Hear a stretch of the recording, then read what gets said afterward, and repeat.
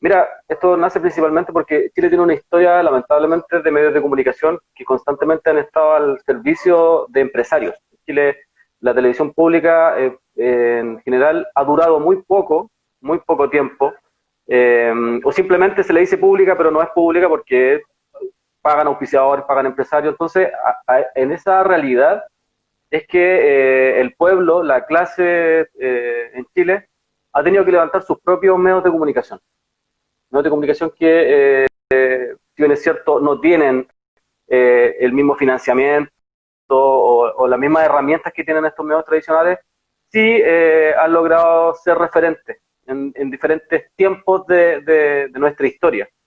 Eh, en esa realidad es que Radio Villa Francia, en plena dictadura que en Chile duró desde el año 1973 hasta 1989, 17 años aproximadamente, porque en el 90 se hace el traspaso recién, es que la radio crea su propia instancia en una población, en un barrio, como dicen ustedes, en 1987 aprox. Hay harta discusión ahí porque hay unos que dicen que empezó antes, otros dicen que empezó después, pero se llegó como una especie de acuerdo de más o menos el año 87 y nace como la primera radio comunitaria de Chile, levantada por sus propios pobladores, y en ese tiempo era una radio clandestina, una radio que tenía que estar constantemente esquivando la policía, arrancando de la policía de Pinochet, literalmente con la antena gigante que ustedes se pueden imaginar, los pobladores iban, se cambiaban de casa, se metían en lugares, en casas de seguridad porque eran perseguidos,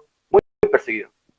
Entonces, en esa realidad es que nace Radio Villa Francia, sector de la comuna de Estación Central, una población emblemática acá en Chile que constantemente ha dado batalla, ha dado pelea a, a, en principio al capitalismo y hoy día a toda su rama que involucra también el neoliberalismo.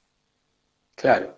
Mirá, bueno, el otro día teníamos un intercambio y es muy interesante porque, bueno, Prensa Obrera probablemente se distinga de Radio Villa Francia como medio alternativo, de que, bueno, Prensa Obrera es un periódico de partido con una definición, si se quiere, política programática muy clara. Sin embargo, hay muchos puntos en contacto porque, bueno, vos me decías, y bueno, y se expresa, uno ve, lo sigue, y en lo personal que trato de seguir más o menos de cerca la situación de Chile, tengo a Radio Villa Francia como un referente, ¿no? Para ver lo que pasa por abajo, ¿no? Lo que no expresan. Eh, entonces, claramente tiene una posición definida. Y tiene un punto, desde ese punto de vista, tiene un punto de contacto muy claro con Prensa Obrera, pero al mismo tiempo también tiene un punto de contacto de toda una trayectoria histórica, porque, bueno, para las compañeras y los compañeros chilenos que nos estén viendo, bueno, pero también para los argentinos, es importante señalar que Prensa Obrera, bueno, tiene una historia eh, de haber salido en plena dictadura, en forma clandestina, haber salido en forma ininterrumpida atravesando toda la dictadura militar, que bueno, al igual que la dictadura chilena, ¿no? En ese famoso plan Cóndor, ¿no? En América Latina que impuso las dictaduras, eh, bueno, en el caso de la dictadura argentina, al igual que la chilena, fue una dictadura muy sanguinaria y había que jugarse el pellejo, había que jugarse el cuero para poder estar desenvolviendo un medio crítico, combativo, de lucha, y bueno, por eso creo tan importante la conexión, ¿no? Entre medios como es Radio Villa Francia, Prensa Obrera, de Radio Villa Francia de Chile y Prensa Obrera de la Argentina. Me contabas vos también, bueno, esto que tiene una posición definida ustedes, es decir, que claramente se paran de determinado campo. Bueno, recién hablabas de el compromiso de ustedes con la lucha de la clase trabajadora, en la lucha contra el capitalismo, y en el caso chileno en particular contra su empresa, cómo se organizan en en Radio Villa Francia. Sí, mira, nosotros tenemos una posición y una vereda clara, nosotros no ocultamos eso.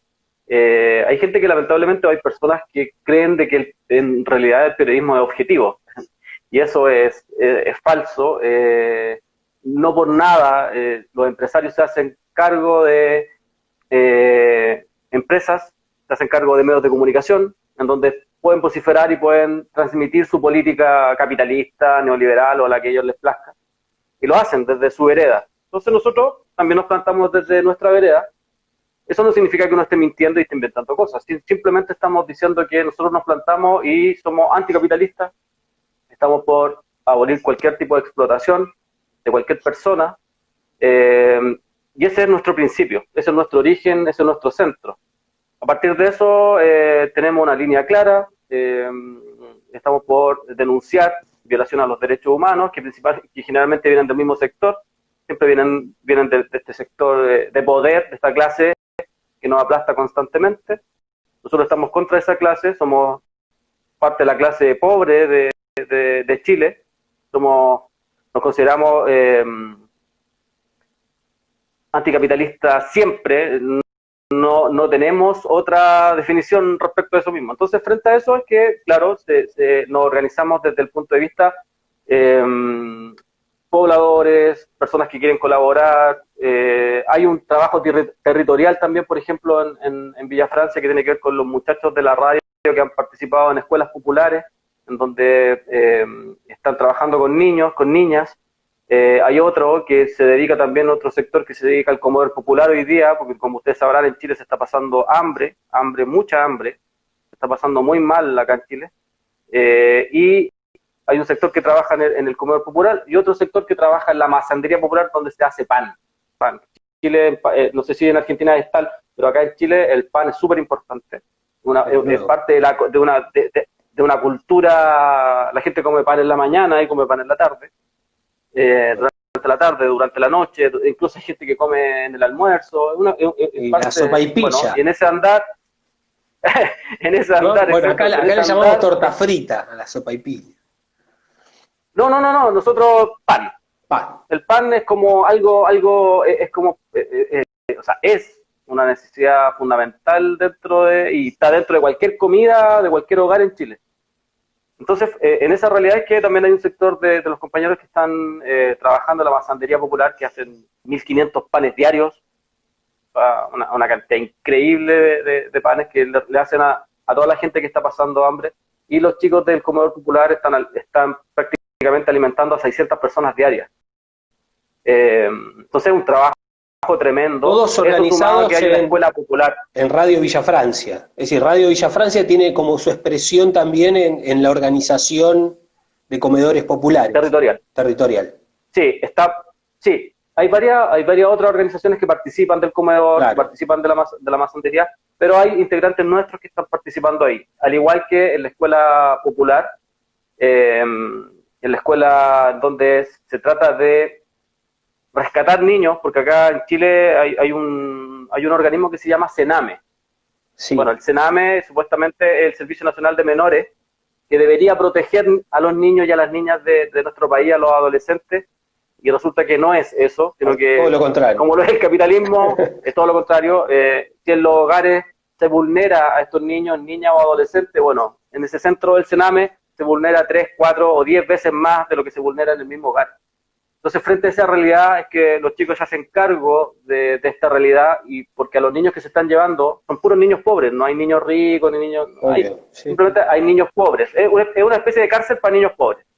Y en esa misma realidad es que los chicos entienden de que hay que hacerse cargo de nuestros niños, de los niños que viven con padres drogadictos, que viven en familias vulnerables. Entonces, se hacen cargo de esto, y es que deciden formar esta escuela. Entonces, esa es la expresión hoy día de Radio Villa Francia. Radio Villa Francia ha pasado por varias etapas.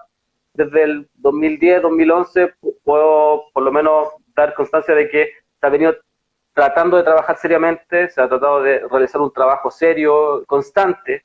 Si bien es cierto, antes también era un trabajo serio, pero no era tan constante, por la misma precariedad y por no tener las herramientas que generalmente no se tienen hoy día. Por ejemplo, hoy día tenemos el computador, tenemos el celular, desde donde podemos generar contenido, podemos generar noticias, podemos buscar, es mucho más fácil hoy día que hace 10 o que hace 20 años atrás.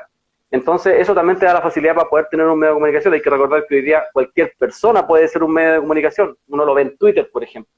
Cualquier persona de repente que haga un trabajo responsable puede ser una especie de medio de comunicación. Bueno, nosotros en esa instancia es que a nosotros nos interesa hacer un medio, como te decía hace un rato, un medio que represente a la clase pobre, a la clase trabajadora, a la clase oprimida constantemente por un sector. Y es que así que nos estamos organizando hoy día, con muchas falencias claramente, tenemos muchas dificultades porque nosotros no recibimos financiamiento de nadie y tampoco lo aceptamos.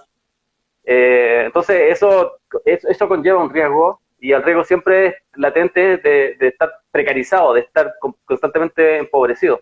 Pero nos da la garantía de no tener que responderle nunca a nadie, de no censurarnos, de constantemente estar diciendo lo que a nosotros nos parece. Y eso es lo que tratamos de hacer hoy día. Nosotros, como te decía hace un rato, nosotros nos paramos desde una vereda. Eso no significa que uno esté mintiendo, simplemente uno... Exactamente, y hacemos crítica de la sociedad que hoy día creemos que es una sociedad enferma, una sociedad de consumo, que nos lleva al abismo si es que ya no estamos del abismo. Totalmente. Te hago una consulta. Vos hablabas de los comedores populares, ¿las ollas comunes es lo mismo o son puntos de contacto? Es lo mismo. Hoy es casi lo mismo. Lo que pasa es que se le dice comedores populares porque en el comedor generalmente tú atiendes o recibes a muchas más personas. Claro. En la olla común es como un poco más pequeña, pero cumplen la misma función hoy día en Chile. O sea, hoy día en Chile el foco de organización del pueblo pobre en Chile es la olla común y el comedor popular. Claro.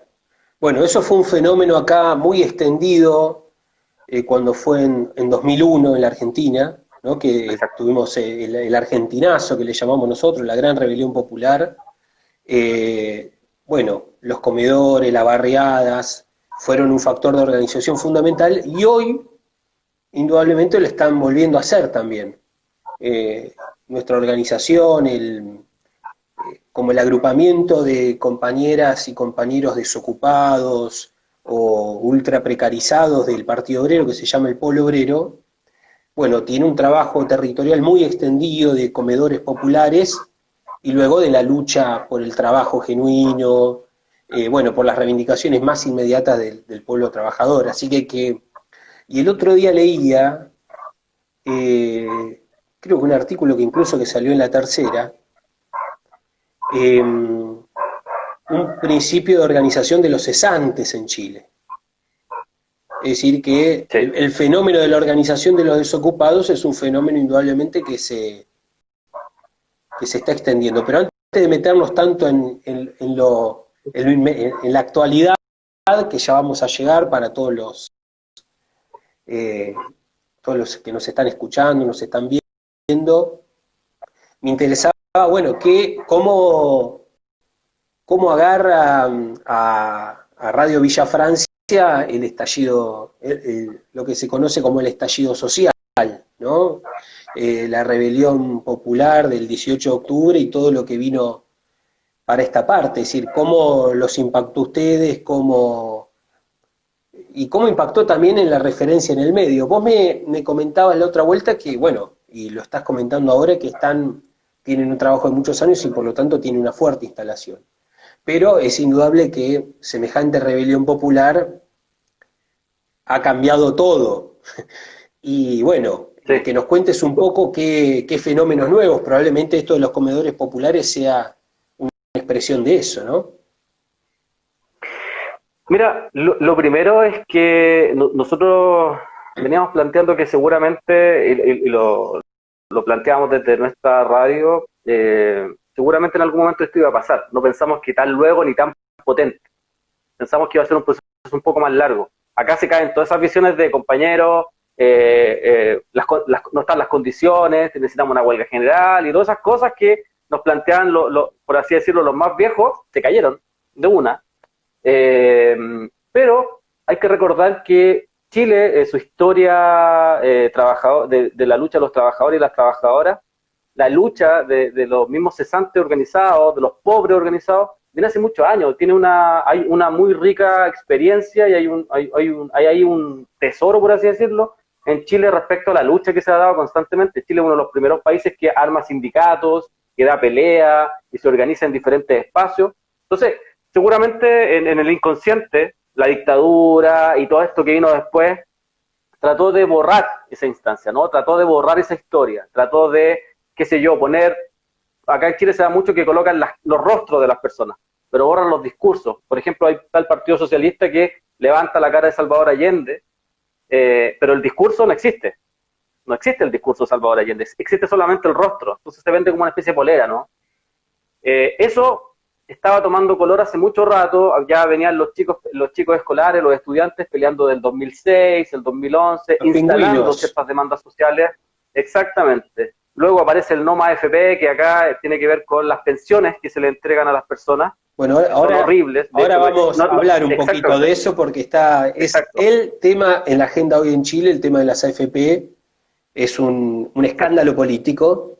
Hoy hubo una noticia de que del lobista, del ministro, un lobista de las AFP, contra una ley que se votó, pero bueno, seguí con lo tuyo, después nos metemos porque creo que es un tema muy interesante.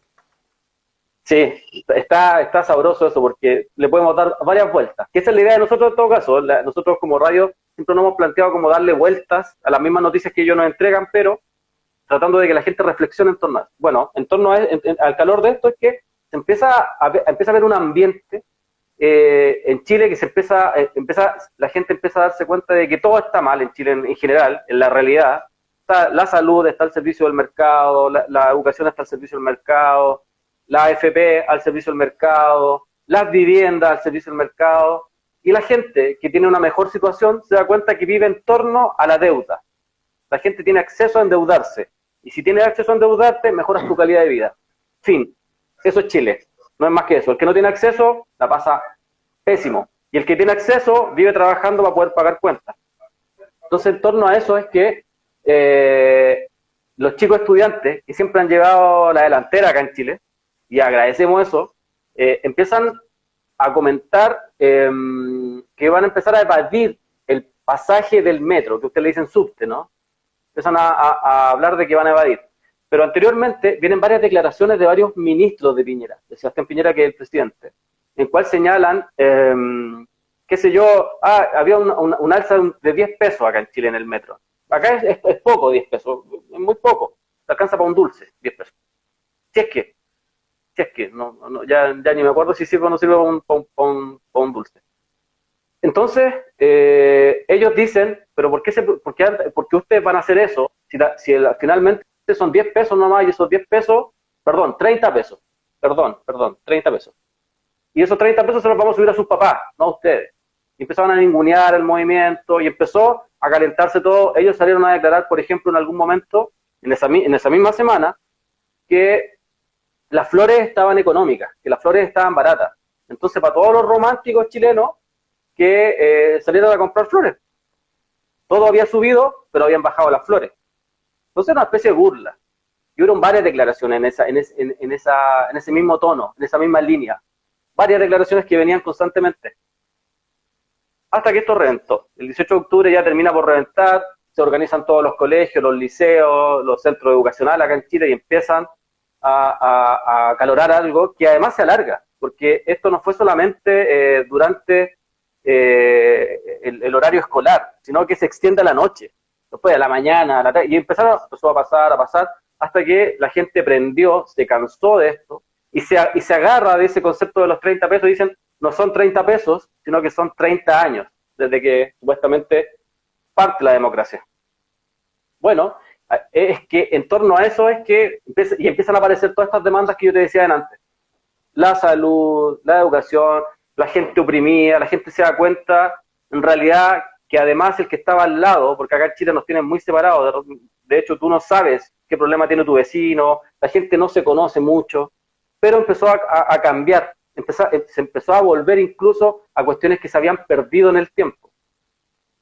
Y eso empezó a haber colaboración, se empezó a legitimar, porque hay que recordar que no sé si a ustedes les tienen que haber escuchado de los primera línea. Los primera línea son los que combatían contra contra carabineros, bueno, hace años atrás eran siempre criminalizados, eran de hecho entregados a la policía porque eran los capuchas, pero hoy día hasta eso se legitimó, porque se entendió además que solamente con el sentido común no bastaba. O sea, la gente estaba exigiendo cosas que eran totalmente legales, que eran cosas que eran totalmente fundamentales y básicas a cierto sector, que son cuestiones comunistas. Todo lo contrario, países capitalistas que también tienen ese tipo de demandas, entonces tampoco es que se estaba exigiendo algo muy difícil de llegar. Y en torno a eso es que la respuesta siempre fue represión.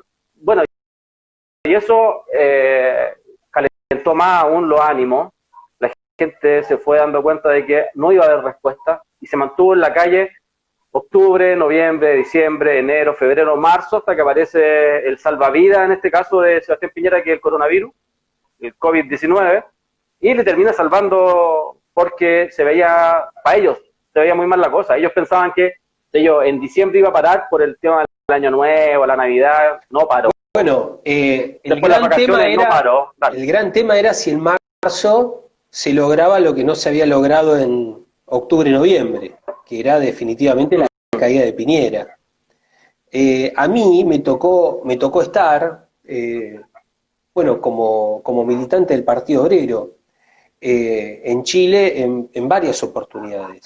La primera vez que fui, creo que es interesante contarlo, porque también para ver cómo lo ves vos, fue el 15 de noviembre. El 12 de noviembre había sido la huelga general. El arreglo. No, la gran huelga general fue el 12 de noviembre. Y el 15 de noviembre a la madrugada, a las 3 de la mañana, se vota entre gallos y medianoches a la oposición parlamentaria, incluido, por ejemplo, el Frente Amplio. Es decir, lo que es, lo que se autodenominan izquierda en Chile. Muy significativo.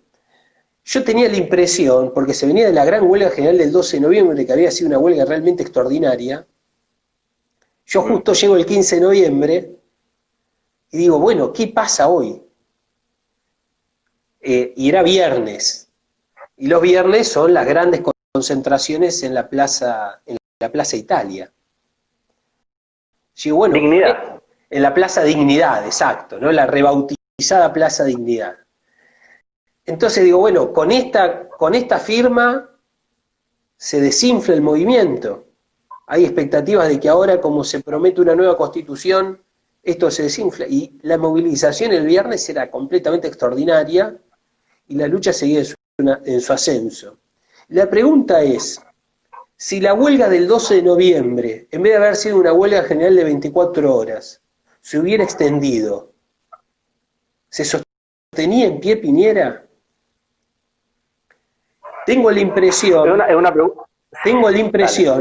acá ahora te escucho a vos, tengo la impresión que ese fue el punto fundamental, el papel, si se quiere, conciliador de un sector de la dirigencia sindical, de la principal dirigencia sindical, que nunca levantó una consigna, que probablemente la consigna más popular de la historia de Chile, que fuera Piñera, que nunca levantó esa consigna, ni se jugó todos los cartuchos para que Piñera caiga.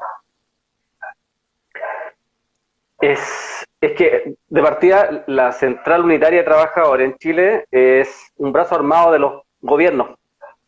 Entonces, no iban a levantar jamás la voz. De hecho, esta huelga general aparece de varias organizaciones, la CUT en este caso, que supuestamente es la que representa a los trabajadores y las trabajadoras, se hace parte pero se hace parte porque ya no le quedaba otra. O sea, no podía seguir en silencio. Pero es parte de los gobiernos de turno, no representa en ningún caso a los trabajadores, entonces jamás iban a levantar la voz. Y si la levantaban ya era porque la gente se lo estaba empujando a que por favor dijeran algo. Esa huelga tiene algo particular porque además, claro, como dices tú, 3 días después o 2 días después se llega a un acuerdo nacional, pero un acuerdo nacional de la institucionalidad, y la gente lo entiende así. De los mismos que no habían creado el problema, los mismos que tenían todas estas falencias, los mismos corruptos estaban llegando a acuerdos, todos. Entonces la gente lo entendió y lo vio así, y no creyó, porque además en Chile, si bien es cierto, el plebiscito del año 1988 era aproximadamente 32 años atrás, hay mucha gente que está viva respecto a ese plebiscito, y tienen en la mente, en la retina, muy palpable el engaño que hubo después de eso. Entonces se transmite a la gente, a los más jóvenes, les transmite esa vivencia, esa instancia. Entonces hay muchos que dicen, no nos van a volver a engañar como el 2011, como el 2006, como en 1998, como en el... Está eso muy latente, está eso muy potente. Y por suerte, para nosotros como radio, nosotros estábamos súper claros de que la institucionalidad jamás le va a dar respuesta al pueblo, jamás va a responder o va a solucionar alguna demanda social, jamás. Porque hay que recordar que la diseña Pinochet y su século, José Piñera, hermano del actual presidente, Jaime Guzmán, que es como el cabecilla de todo esto, no diseñaron esta institucionalidad para que pudiera resolver las demandas sociales, ninguna. Entonces la gente entiende eso. Y desde ellos nace, desde la misma institucionalidad de los diputados, senadores, ministros, presidentes, nace este supuesto plebiscito y acuerdo. Y lo dejan y se lo instalan al pueblo. Y claro, hay un sector del pueblo que lamentablemente no está lo suficientemente politizado para que sea potente los días viernes, durante toda la semana, en todo Chile, no solamente en Santiago, en todo Chile, una energía que está ahí. Entonces, ¿qué dice el manual del capitalista o qué dice el manual del fascista o del que está en el poder? Tenéis que canalizar esa energía y reducirla. Entonces lo primero que manifiestan es plebiscito, para tratar de canalizar. Pero la gente siguió en las calles. La gente entendió que la calle además le daba un poder, que la calle le daba organización, que la calle le daba colaboración. La gente estaba participando de estos cambios. La gente quiere ser partícipe. Ya no quiere y ya no cree que hayan personas que puedan representarnos. Porque acá nosotros vivimos en una democracia supuestamente representativa, que ha sido un fracaso además en todo el mundo, no solamente en Chile, pero que es un fracaso acá en Chile, porque finalmente la gente que dice representarnos termina representando empresas, no a personas. Sokimich y un montón de empresas más que se han llevado todos los millones y todos los recursos. Entonces la gente entiende y quiere participar de eso, quiere hacer los cambios, y entiende que tenemos que hacer los cambios nosotros, no ellos. Claro, pero ellos instalan este tema del plebiscito y el apruebo y llevan la discusión para allá. Nosotros desde la radio nos han pedido, por ejemplo, participar por la campaña del apruebo. Nosotros no es que nos neguemos, sino que nosotros decimos que lo tenemos que hacer al revés quizás, que tenemos que sentarnos nosotros como pueblo chileno y todos los migrantes, toda la gente que vive dentro del territorio, sentarnos y decir, ¿qué es lo que queremos? ¿Qué es lo que queremos planificar como proyecto? Y luego que tengamos un proyecto, decir, ¿sabéis qué? Y ahora participamos de esto. Pero acá hay una especie de engaño, que es que participemos primero de este supuesto plebiscito, y luego, ¿quién la va a escribir? ¿Quién va a escribir la nueva Constitución? Esa es nuestra inquietud. Porque claro, Chile, porque se trata de un plebiscito amañado, y de una constituyente amañada, porque la clave para que sea una constituyente obrera y del Partido Obrero, la clave para que sea una constituyente, una asamblea constituyente realmente libre y soberana, donde el protagonista sean los trabajadores, sea el pueblo, es que se vaya Piñera. Porque en tanto y en cuanto esté Piñera al frente del poder, va a ser una constituyente trucha, fraudulenta. Y la prueba está que querían que la mitad de la representación de la constituyente, es uno de los aspectos que se vota en el plebiscito, ¿no? Sea la mitad de la constituyente sean los actuales parlamentarios. Sí, y ahí hay otro engaño, porque además ellos te instalan además dos opciones. Ellos te las instalan que tiene que ver con 50-50 o que sean 100% ciudadanos. Pero hay una trampa en el 100% ciudadano, que no todos la saben. Nosotros hemos tratado de transmitirla, que tiene que ver con que, ¿cómo voy a competir yo contra un ex diputado? Contra un ex parlamentario que tiene la visión, que todo el mundo lo conoce. Cómo yo desde mi población, desde mi barrio, armo una campaña política para poder ser electo dentro. Entonces, los que se están postulando además son los mismos que habían estado años atrás en el Parlamento o en algún juzgado. Burgos, que fue ministro de Bachelet, una jueza Atala en Chile, esa jueza se ha encargado de encarcelar a mucha gente que salió a protestar. Y ella dice que se va a postular a ser constituyente. Entonces no podemos creer, Escalona y un sinfín de personajes que ya estaban rodeando esto. Mira, el gobierno además dice que está por el rechazo a una nueva constitución. Pero los que están escribiendo una constitución hoy día, Andrés Chadwick, que fue ministro del Interior de Sebastián Piñera, Marcela Cubillo, ex ministra de Educación en Chile, y su esposo, un actual senador, Andrés Alamán. Ellos tres están escribiendo una constitución hoy día. Entonces tú dices, bueno, si ellos están por el rechazo y supuestamente Chile no va a querer nueva constitución, ¿por qué están escribiendo una constitución ellos? ¿Por qué la están escribiendo hoy día? Y además se basan en unos elementos, se basan en herramientas que dejó Michelle Bachelet. Entonces, ¿cuál es nuestra inquietud? Es que la institucionalidad se está cuadrando y se está encerrando para que no cambie nada, para que siga todo dentro de, y van a escribirla a ellos. Porque además, uno hace la pregunta, yo te hago la misma pregunta a ti. Pascual Lama en Argentina, que es un tema importante. En Chile igual.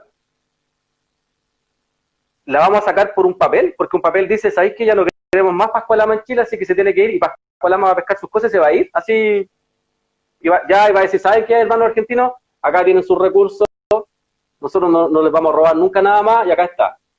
No vamos a matar más, Benetton no va a matar más gente. Le mandamos una carta documento y se resuelve todo. Exactamente, exactamente. Porque mi pregunta, y nuestra pregunta que nos hacemos nosotros cuando conversamos, los de la radio, decimos, pero Luxic, que es un empresario chileno criminal que tiene contaminado todo el país, por una constitución, si no respeta la constitución pinochetista de la cual él es parte, que la hicieron a su molde, ¿por qué nos garantiza a nosotros que va a respetar la constitución que el pueblo quiere escribir?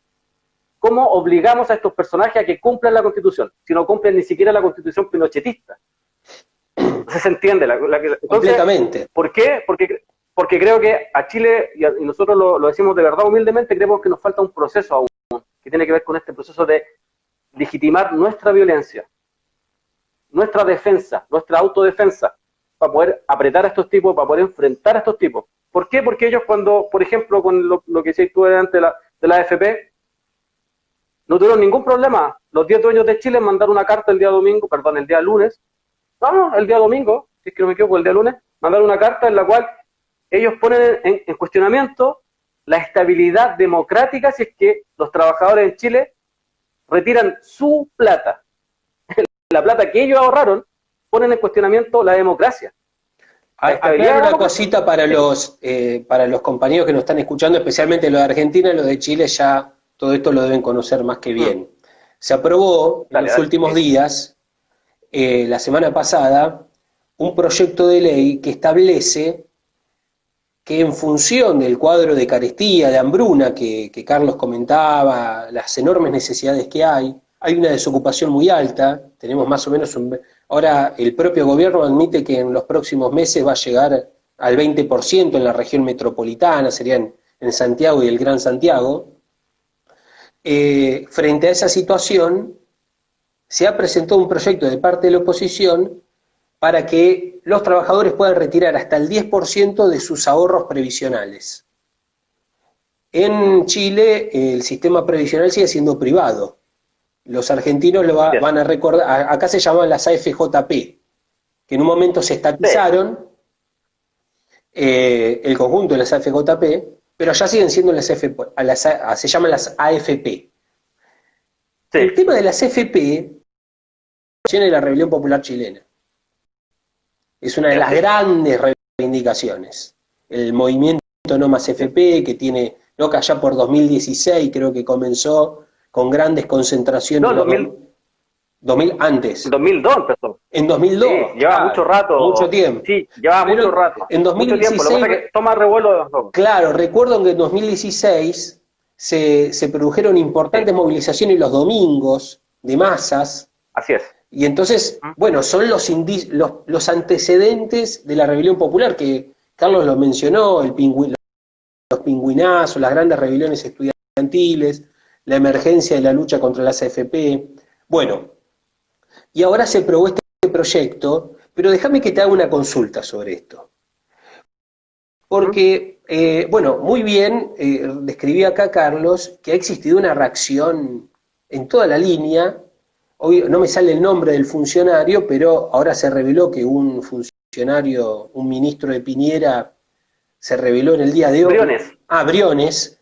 Briones. Briones, bueno, tenía intereses, estaba de los dos lados del mostrador, porque hoy es funcionario del Estado, pero se reveló en el día de hoy de que efectivamente, bueno, tiene intereses dentro de las empresas de las AFP. Y es uno de los pilares del capitalismo chileno, este negocio de las AFP. El gobierno de Piñera es un agente muy directo, y ahora se ha instrumentado esta quita del 10%, que todo un sector lo ve como algo muy progresivo y lo ve positivo, porque Claro. es un golpe contra las AFP. Ahora bien, también tiene su límite. Los compañeros de la Fuerza 18 de Octubre, que es una fuerza que surgió ahora al calor de toda esta rebelión, de jóvenes luchadores que están queriendo poner en pie una organización revolucionaria, sacaban un artículo en el cual señalaban continúa el vaciamiento. Y criticaban, naturalmente atacaban fuertemente a Piñera y a las AFP, que son unos delincuentes, abiertamente, pero la oposición, con este planteo, también está planteando de que sean los propios trabajadores con sus propios ahorros quienes se paguen el cuadro de carestía que están viviendo, y no que sea el Estado quien ponga la plata. Y acá el gran tema es si se avanza en poner fin al negocio de las AFP, y esto plantea, por ejemplo, la expropiación sin pago de las AFP, que quede bajo el control de los trabajadores. Para el Partido Obrero, que ha seguido todo el tema jubilatorio, lo seguimos muy de cerca. Acá tuvimos en diciembre de 2017 jornadas de lucha muy importantes, una rebelión obrera muy importante contra la reforma previsional. El tema previsional lo seguimos muy de cerquita y entendemos que es un tema muy caro. Y vos fijate una cosa, Carlos, el tema previsional probablemente es uno de los factores que está desenvolviendo rebeliones en todos lados, porque es una de las banderas principales de la rebelión chilena, pero vos fijate que la rebelión en Francia, a fines del año pasado y a principios de este año, tuvo como bandera fundamental la defensa de los derechos previsionales, y las huelgas generales en Colombia también, y ahora tenemos grandes movilizaciones en Paraguay, hemos tenido en las últimas semanas también por el tema previsional. Entonces es un tema que los revolucionarios, los que defendemos los derechos de los trabajadores, lo tenemos que discutir muy a fondo. Entonces me interesa conocer tu posición. Bueno, nuestra visión como radio, voy a entregar dos visiones. Una que tiene que ver con netamente estas soluciones neoliberales que nos entregan, porque eso es, son soluciones neoliberales que tienen que ver única y exclusivamente con el presupuesto, ¿no? Bueno, una de las soluciones es que el Estado pase una especie de bono a los trabajadores, a las familias, bonos que en su mayoría las personas deben cumplir con ciertos requisitos para que le lleguen. Entonces, lo que ha sucedido en Chile es que estos bonos y estas ayudas no están llegando. O además son insuficientes porque son plata, es muy poco dinero, en realidad. Porque el gobierno dice que no hay dinero, exacto. Sí. Acá también pero se llama tienen sus requisitos. Qué casualidad. Dos neoliberales. Entonces habla mucho de que ese bono no está llegando a la gente, no está llegando a las personas. Además, Piñera miente, y aquí miente toda la institucionalidad, porque ellos hablan de 12.000 millones de pesos que supuestamente el Estado está generando para repartir en las personas. Y eso es falso, porque lo que hizo el gobierno fue hacer una recogida en las regiones. Ellos habían repartido dinero ya a las regiones antes de la pandemia. Y esa plata no dejaron que fueran a los proyectos de regiones, deportivos, artes. Las devolvieron al Estado y esas mismas platas fueron las que distribuyeron. Pero ojo, de esos 12.000 millones, 3.500 millones son para las personas y el resto es para empresas, para pagar deudas de empresas. Exacto. Como se hizo acá en Chile, que ya en marzo le empiezan a pagar deudas de LATAM, por ejemplo. Esa es una propuesta que tiene que ver con los bonos insuficientes y que no le están llegando a la gente. Entonces la gente que dice frente a eso no nos sirve. Y la otra propuesta... 12.000 millones de dólares, no de pesos. Sí, de dólares. Ojo al piojo. Sí. Mucha plata. Están pagando de mucha plata, porque además tiene una particularidad esa plata, que tiene que ver con que se le paga la deuda a la empresa, pero las utilidades de la empresa siguen siendo de la empresa. No hay ningún aporte al Estado. O sea, es como que si a mí ya me pagan todas las deudas y yo sigo trabajando y la plata que estoy trabajando para mí, y yo no pago impuestos, no pago nada. Entonces, tiene otra trampa. Esa es una propuesta que es absolutamente patética, insuficiente, mala. Y la otra propuesta es la que dices tú, que tiene que ver con la AFP, que la gente retire su 10% y con ese 10% finalmente lo que uno hace es financiar la pandemia. Porque ¿qué se va a hacer con ese 10%? Se van a pagar cuentas, se van a pagar casas, se van a pagar escuelas, se van a pagar alimentación, se va a ir a comprar a las tiendas de los grandes empresarios. Entonces, si uno analiza desde ese punto de vista, las dos soluciones que te plantean, en las dos el trabajador financia la pandemia, financia la crisis. La crisis. Porque además, exactamente, pero la gente lo que lamentablemente en Chile se acostumbró mucho a ver el mal menor, ¿no? O sea, como, ya, el mal menor es pegarle un combo a la AFP. Y yo creo que eso no es malo. Ahora, que a mí lo que me preocupa es que el pueblo entienda y crea de que esa es la solución. Si nosotros estuviéramos políticamente un poquito más activos, yo estoy por pegarle un combo a la AFP, estoy por tratar de votarlas. Y ese 10%, pero ese 10% no lo voy a entender como la solución. No sé si me queda un poquito claro. Porque lo que yo entiendo de retirar ese 10% es financiar una vez más. Hace 3 meses atrás, los trabajadores en Chile tienen algo que se llama seguro de cesantía.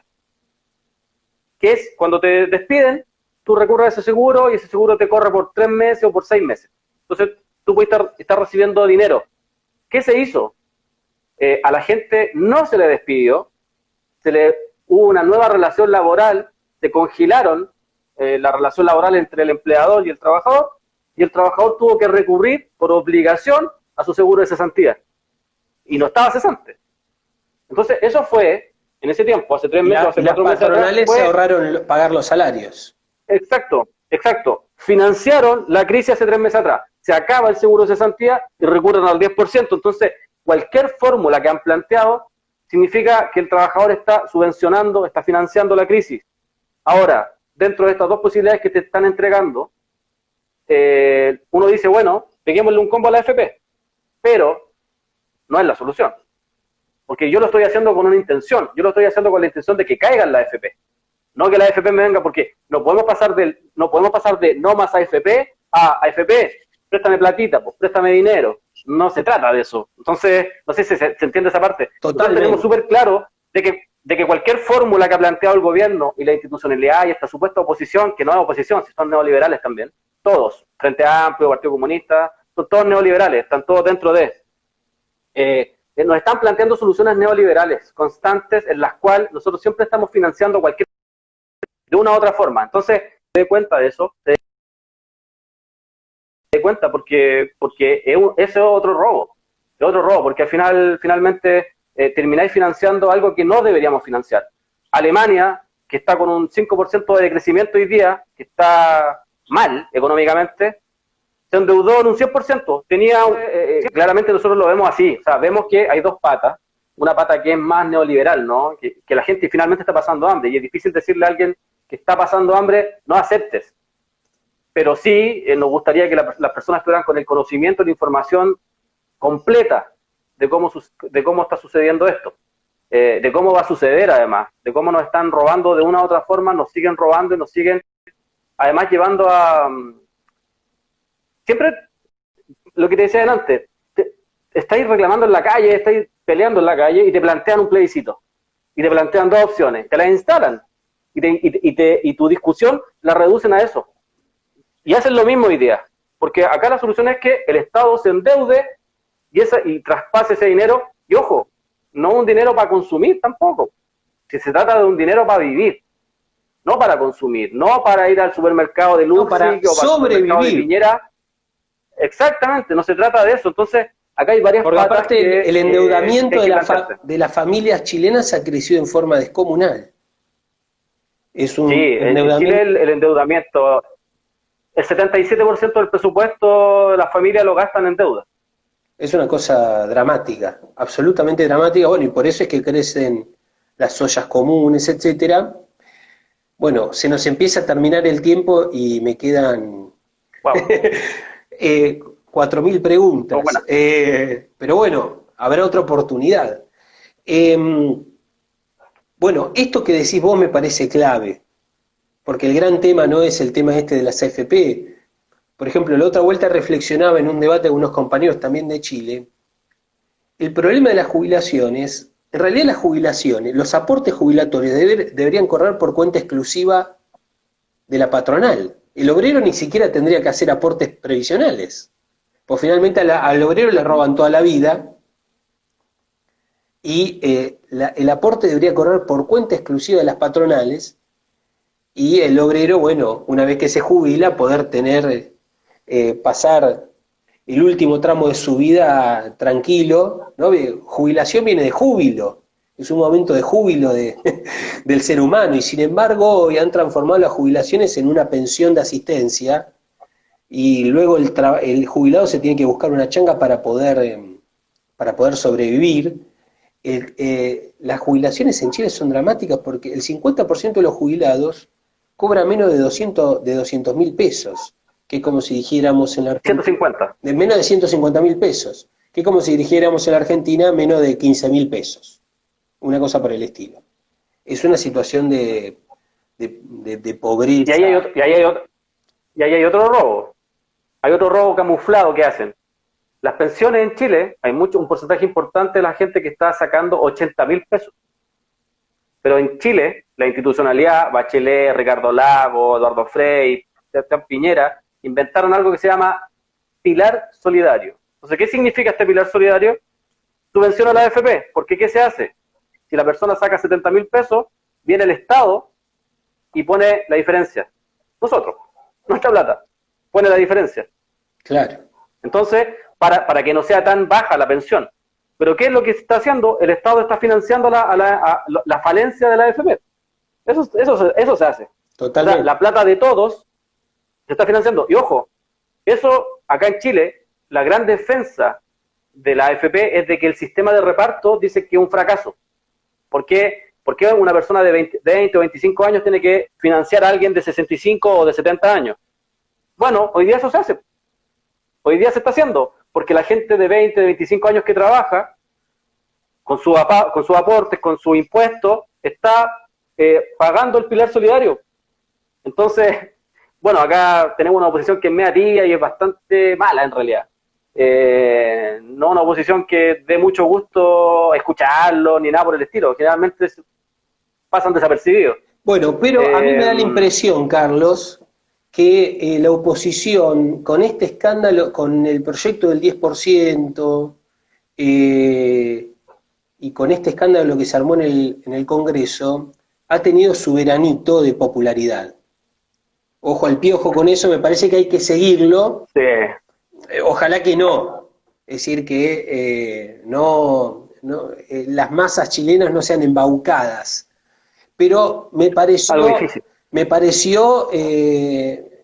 por lo menos naturalmente, yo estoy lejos y ustedes están ahí, y vos estás ahí y lo conocen.